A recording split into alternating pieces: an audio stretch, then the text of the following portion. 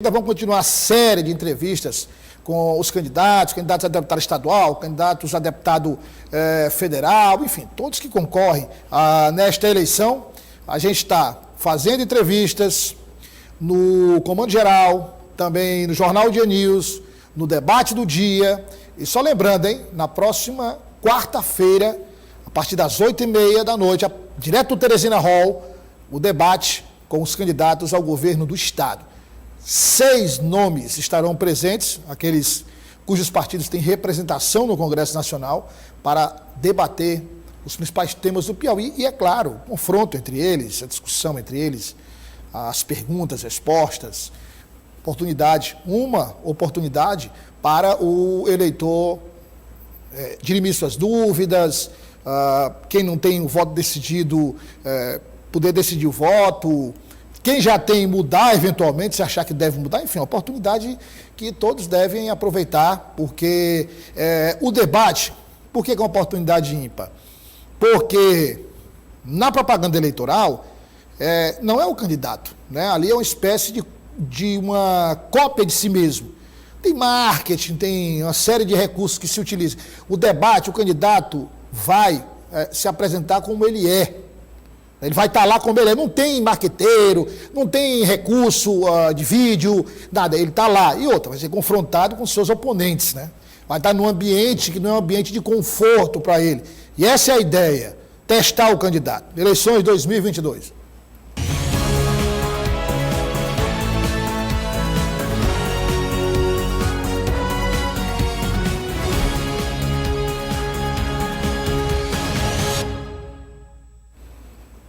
Estamos recebendo aqui no estúdio a candidata a deputada estadual pelo MDB, Maju Elizete, fala de vários assuntos, de vários temas da campanha dela, e outros candidatos, só adiantando, também serão convidados, participarão das entrevistas. Candidata, muito obrigado pela presença, prazer recebê-la aqui. Eu que agradeço, muito obrigada pela oportunidade, é sempre um prazer retornar aqui à TV O Dia. Candidata, a senhora sempre, nas eleições, das últimas, a senhora tem procurado concorrer, a senhora tem um papel muito ativo na Polícia Militar, a senhora exerce um papel de comando no 13º Batalhão, e aqui não é nenhum, digamos... não é nem um elogio no sentido de elogiar por elogiar, não, é um reconhecimento. A senhora não é uma comandante de batalhão de gabinete, a senhora vai para a linha de frente, para o matagal, a senhora vai para a cena do crime, a senhora vai para as operações. E aí, o que é que leva a senhora a, digamos, temporariamente, deixar esse trabalho para concorrer a um cargo público?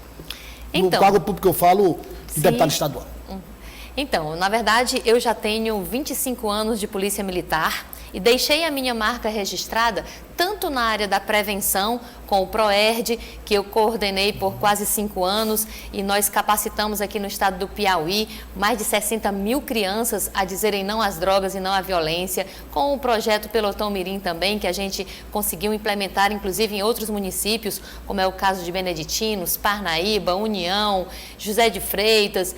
E na área da prevenção eu deixei essa minha marca registrada, e também na repressão, como você mesmo falou, por mais de um ano eu fui a única mulher a comandar um batalhão operacional. Nesse período era só a senhora como mulher? Como mulher, a única a comandar durante todo esse período, a única mulher a comandar um batalhão operacional. E, de fato, na operacionalidade eu também fiz a diferença. Lá no 13º BPM, que é responsável pela Grande Santa Maria da Codipe. A área é grande ali, viu? Ali é do tamanho de uma Parnaíba, né? Porque são 17 bairros, são 11 povoados, são 8 invasões.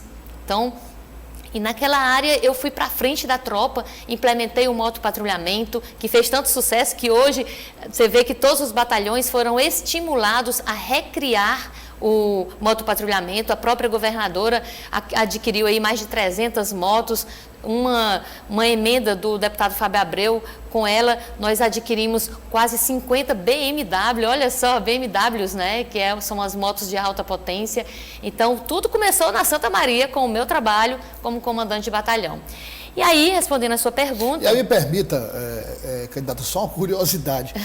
Eu sei como é que é a hierarquia militar, a questão do que é a hierarquia, tem que ser respeitada, mas apesar de todos os avanços, e aí, eu não sei se a senhora obviamente deve ter sido, tem um filme muito interessante, aliás vários, mas tem um que me chama muita atenção, que fala exatamente dessa ascensão da mulher aí, no caso no exército americano, mas que mostra essa discriminação.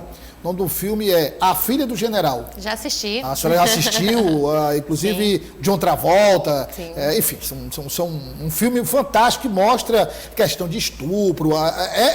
Isso nós estamos falando dos Estados Unidos, imagina no Brasil. Sim, claro. E aí eu pergunto à senhora, como é exercer esse comando, a senhora num batalhão onde a maioria absoluta é homem, e a senhora tem que manter o pulso firme?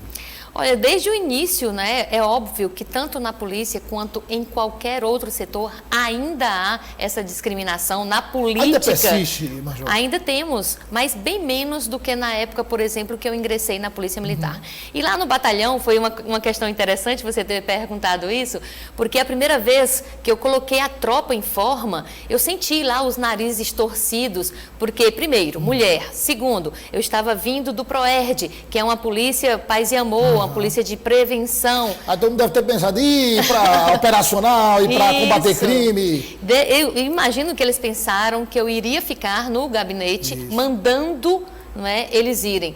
Mas eu fui forjada, foi para a guerra, né? Eu fui formada na Academia de Polícia Militar General Edgar Facó, do estado do Ceará, uma das mais tradicionais do Brasil, e eu me capacitei para estar em todos os âmbitos da segurança pública. Além dessa parte operacional, eu também me capacitei teoricamente. Eu sou pós-graduado em gestão de segurança pública, né? E aí, com isso, quando eu pus a tropa em forma e eu senti os narizes, você imagina aí como é que foi. Mas aí eu conquistei com trabalho. Né? Foi com Quer dizer, não foi uma liderança imposta, foi conquistada. Né? O líder é aquele que não manda ir, ele vai junto. Além disso, eu passei também a fazer algo que muitos comandantes não fazem, que é estar ao lado, não só no palco operacional, na rua, na viatura, mas também ao lado do policial quando ele mais precisa. Por exemplo, nós tivemos um caso de 2 policiais nossos que eram referências na operacionalidade, recordista de apreensão de arma, de prisões, e aí eles cometeram um erro, não é, durante o serviço, e eles estavam sendo massacrados, inclusive pela imprensa. Sabe o que eu fiz? Fui para a frente da TV e fui defendê-los como se deve. Então, a tropa sentiu que ali tem uma comandante que vai defendê-los onde quer que ela esteja. Agora, a senhora fala, a senhora tem vários temas, claro, mas segurança e educação. Falando de segurança, eu acabei de mostrar uma reportagem no balanço do final de semana, foram várias mortes, 5 ocorreram em menos de 12 horas. E a segurança pública do estado do Piauí, a senhora conhece muito bem, vive um momento delicado, que é esse enfrentamento às facções criminosas.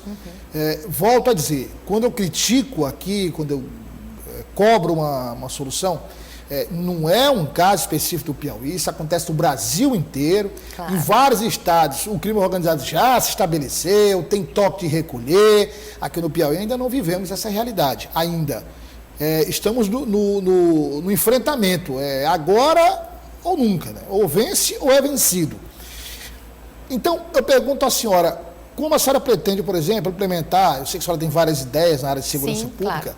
Implementar essas ideias numa área que depende muito de governo federal e do governo estadual? Olha, um dos pilares das minhas propostas, eu costumo dizer que as minhas propostas, elas repousam sobre um tripé: segurança pública, educação e políticas sobre drogas. Que os 3 andam junto a junto, lado a lado, não tem como falar de segurança sem educação e sem políticas sobre drogas e vice-versa. Então, o que acontece? Dentro das minhas propostas, a primeira dela na área da segurança pública é concurso público anual. Isso em lei, eu tenho um projeto de lei onde a gente tem que ter uma previsão anual para concurso da Polícia Militar e das outras polícias, mas em especial Polícia Militar, porque pelo menos para prover os cargos que ficarem vagos com as aposentadorias. Com isso, a gente mata 3 coelhos com uma cajadada só. Se eu tiver concurso anual, eu tenho mais polícia na rua, porque há uma necessidade. Você que está me assistindo sabe que a viatura não passa todos os dias na sua rua, porque nós não temos o suficiente, um efetivo suficiente para isso. Nós teremos mais oportunidades para os jovens, que como eu, Douglas, eu nasci na beira do rio Piracuruca. Eu sou filha de uma família muito humilde. Meu pai foi vaqueiro, pedreiro, ajudante pedreiro. Hoje eu sou coronel de polícia, né? Isso. Você sabe que... A senhora preferiu ficar com a marca Major Elisete, mas já passou a patente. Então, mas eu sou coronel de polícia, né, tenente coronel de polícia, graças a um concurso público, que, diga-se de passagem, eu fui 01, primeira colocada no concurso da PM, de capitão para major, fiz outro curso, uma pós-graduação, concorrendo com 40 capitães, inclusive de outras polícias, de novo fui 01, né? Então, o concurso dá oportunidade para os jovens, né, que vão ter uma oportunidade. E aí, essa oportunidade, ela só ocorre se houver educação. Obviamente, como eu disse, está ligado, né? Então, além do concurso público, para a nossa própria polícia, e aí trabalhando na polícia, eu não posso falar de polícia sem defender o meu policial militar, que como eu calço o coturno, eu estou na viatura, eu sei o que o policial passa. Então, esse profissional precisa ser valorizado salarialmente, tem que ter um salário digno e promoções justas. Então, estão entre as minhas propostas. Ainda na área da segurança, a valorização do vigilante privado. Não sei se você sabe, eu acho que você sabe disso, né? Óbvio. Mas o vigilante privado faz parte desse contexto, né? Então, ele é complementar da segurança pública. E o guarda municipal também. E na área da educação, né? Que é o outro pé desse pilar, desse tripé, na verdade, eu quero uma educação de qualidade. O que é uma educação de qualidade, Major? Primeiro, pessoal, o professor é o verdadeiro herói desse país. Então, esse professor precisa ser valorizado. Eu fui professora, Douglas. Minha primeira profissão foi professora. Com 17 anos, eu fui dar aula para manter o meu curso de Direito. Então, eu dava aula lá no Mucambinho, em 2 escolas privadas. À tarde, dava aula particular. E, mesmo assim, o salário mal dava para comprar os livros. Você vê o tanto que o professor é mal valorizado. Então, e só me permita, aquele que trabalha, mesmo na escola particular, para chegar a um salário razoavelmente bom, tem que passar praticamente o dia todo dentro de sala de aula. É manhã, tarde e noite. Eu tenho 3 irmãs que foram professores, são professoras, e eu sei o que é isso. E eu própria, né, fui professora da UESP, dei aula na vigilância privada por mais de 10 anos, sou instrutora em todos os cursos da polícia, de soldado, de cabo, de sargento, de oficial, todos eu sou instrutora. Então, eu sei o que o professor passa e o que ele precisa. Mas a educação de qualidade também passa por uma escola atrativa, onde a criança goste de ir para a aula. E eu também, obviamente, defendo a escola militar. Não é que todas as escolas tenham que ser militares, mas o pai e a mãe têm que ter uma alternativa chamada escola militar. Vamos acabar com essa besteira de muita gente aí, quando se fala em escola militar, você não é obrigado a seguir a carreira, não. A escola militar, como às vezes você tem, por exemplo, uma escola de uma determinada religião ali, que tem um... É claro que dentro da sala de aula, se é um exemplo, da igreja católica, da igreja evangélica, o que for, enfim, você tem ali uma predominância, mas você não é obrigado a seguir, você vai estudar. E olha, eu digo uma coisa, na sociedade que vivemos hoje, essa rigidez que é aplicada nas escolas militares, o respeito à hierarquia, aos símbolos nacionais, o respeito ao próprio, tudo isso é fundamental. Acho que devia ser adotado nas escolas tradicionais. Exatamente, nós temos que resgatar isso. Olha, eu estudei quando eu era criança lá em Piracuruca, que eu sou piracuruquense de nascença, apesar de ter recebido o título de cidadania em Parnaíba, eu sou parnaibana, capitã de campense, unionense, beneditinense, unionense.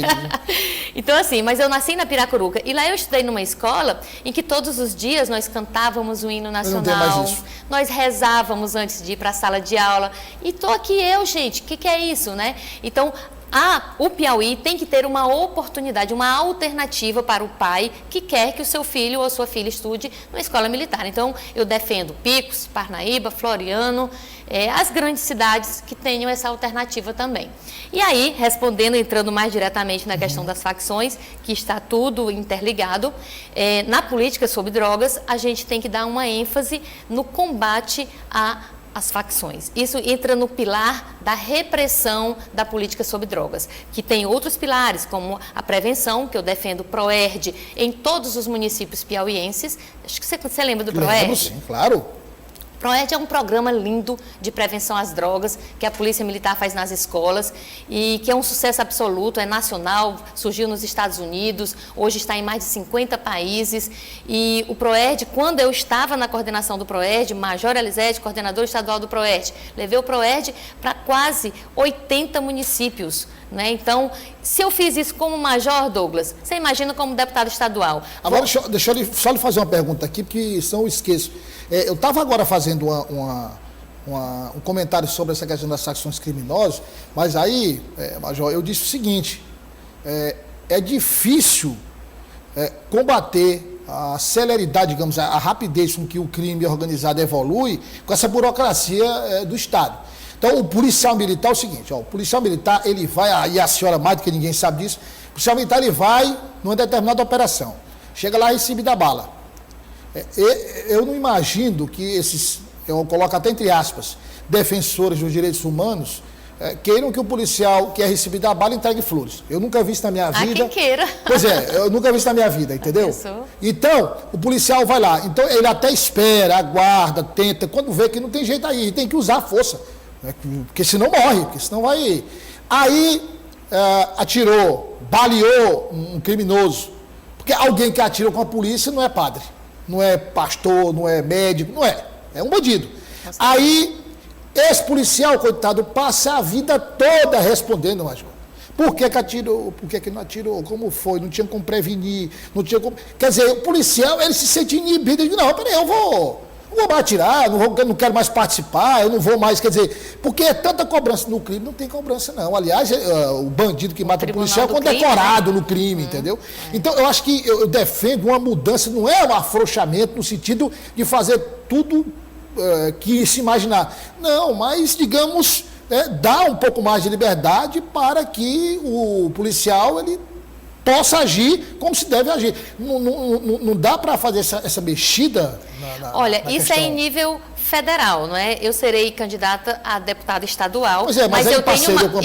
Isso, aí eu tenho uma parceria com o deputado Fábio Abreu, que também é policial militar. Que entende muito bem. E coaduna do meu pensamento. Eu fui, quando ele é comandante da Rony, eu participei de umas 2 ou 3 audiências, ele lá, se justificando, por que atirou em determinado bandido, e o bandido solto. Exatamente. Então, assim, por isso que é tão importante que nós tenhamos voz na Assembleia Legislativa, porque além dessas parcerias, é uma voz em defesa do que nós sabemos, na prática, do que nós precisamos. Nós, policiais militares, policiais civis, os policiais civis fazem um trabalho excepcional, mas não cabe a eles nada mais do que aplicar a lei, não é? Assim como os próprios juízes, a própria justiça. Há um erro quando se diz, o problema está na justiça, a polícia prende, a justiça solta. Não é bem assim. A justiça aplica a lei que há. Então, a gente precisa ter voz para fazer com que as pessoas compreendam, lá em nível federal, que a gente precisa reformular a legislação penal e processual penal. A gente precisa reformular o nosso sistema penitenciário,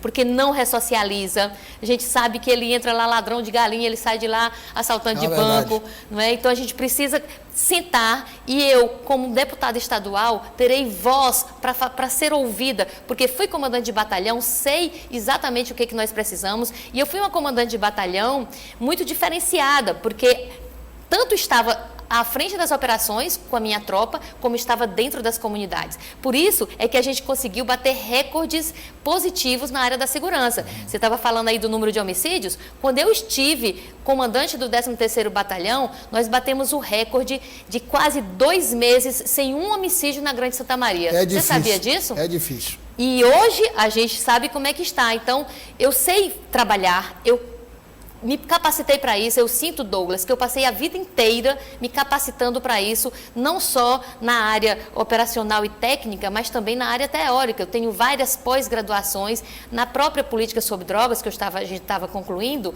que eu falei da prevenção com o PROERD, com o Pelotão Mirim, falei da repressão, que a gente está começando a falar sobre essa questão das facções. Ainda tem a área do tratamento do dependente químico, que eu tenho uma proposta muito interessante que eu queria lhe apresentar. Mas aí nós vamos ter que deixar deixar para uma outra oportunidade, porque o tempo esgotou. Mas daqui, a senhora vai voltar, porque temos o debate do dia, que é um programa só de entrevistas com os candidatos. Nós vamos convidá-la para a senhora voltar, porque é um tema importante, essa área de segurança pública, um tema que a senhora conhece muito bem, demonstrou aqui com as suas informações. O tema é importante e não adianta. Qualquer pesquisa que se faça, qual o principal problema? O Piauí coloca a segurança pública, sempre está entre primeiro ou segundo lugar, é segurança pública. Major, obrigado pela presença, foi um prazer, uma ótima entrevista. Eu quero lhe agradecer e quero dizer a você que está me ouvindo que no dia 2 de outubro, com um único dedo, você pode fazer a diferença na Assembleia Legislativa. Então, lembre-se que a Major Elisete, mais conhecida como a Dama de Aço, será candidata a deputada estadual. É a Dama de Ferro, que era a Margarete Tati. A Margarete Tati é a Dama de Aço do Piauí, meu amigo. Mas ferro e ferrugem, então eu sou a Dama de Aço. Pois é, ferro e ferrugem aí. Obrigado mais uma vez. Valeu. A gente volta mais tarde tratando de eleições 2022.